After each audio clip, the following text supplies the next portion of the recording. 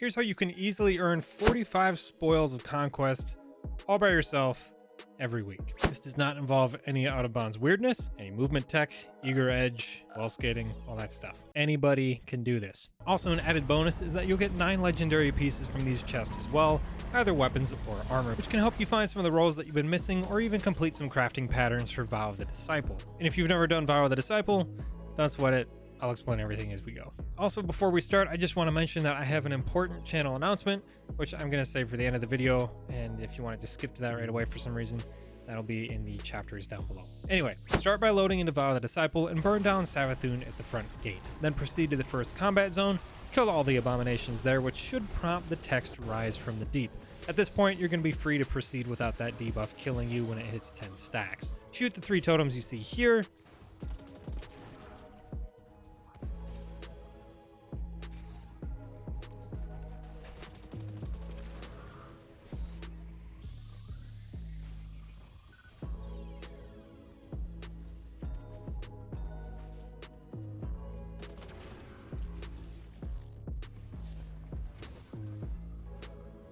which will then open the gate right here. This chest is going to give you a weapon and 5 spoils on each character, and doing this on all 3 took me just short of 15 minutes, including load times on my Xbox Series X. Not too bad considering it is literally completely solo and really couldn't get easier. As far as weapons go, I would probably bring like rockets, linear fusions to burn down Savathûn, and then you'll need some decent ad clear for that first wave of ads. Those abominations can be kind of tough. Wither Horde is also really great for that.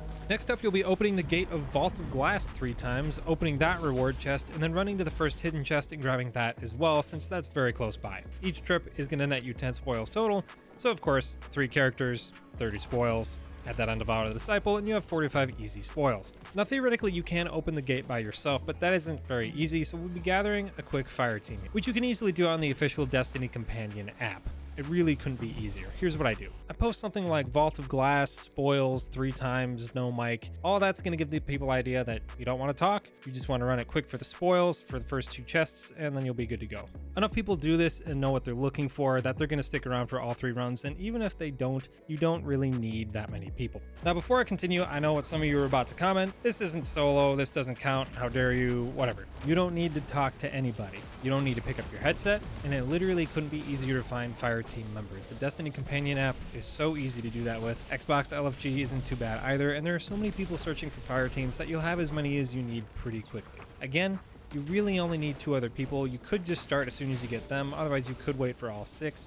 Opening the gate is so easy. I mean, we've been opening the Vault of Glass gate for almost a decade now, so probably should have a pretty good hang of it. Not to mention, you could legitimately do it solo if you wanted, although that's certainly a more complicated solution. All you have to do is load up the Destiny app, make a quick post, people join up, and you're good to go. Functionally speaking, it's more like an organized public event. All put together, you'll likely have this done in less than a half hour, probably closer to 20 minutes. Again, I understand it's not technically solo, but you don't need to speak to anyone.